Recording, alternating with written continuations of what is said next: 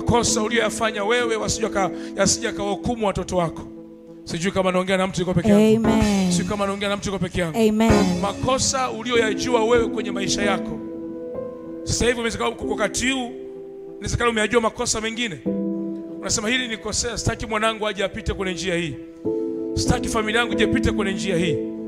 Sasa hayo unaweza kumkemea mtoto asikuelewe. Lakini kwa sababu gani? Kwa sababu tayari ile kitu ipo, ni damu inatembea. Ni hatia ipo.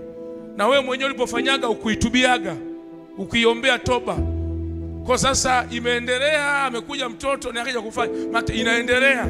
Sijui kama kuna mtu ananielewa. Amen. Kwa inakuta ile sasa ile dhambi ya kizazi cha wafuatiao, kizazi cha kwanza, cha pili, cha tatu, cha wamchukiao au cha wanichukiao, ambacho Yesu anaeleza, ni kitabu kinaeleza cha Agano la Kale, cha wanichukiao.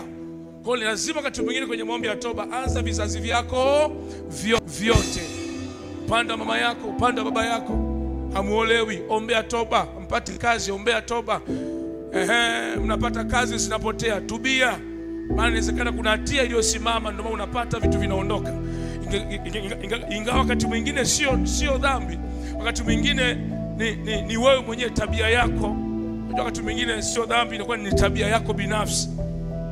Mungu kila kitu anataka tuwe na kiasi nacho. Wewe unapokosa kuwa na kiasi nacho, kinaweza kupeleka bahari pabaya. Amen. Na baadaye ikawa ni mtego kwako.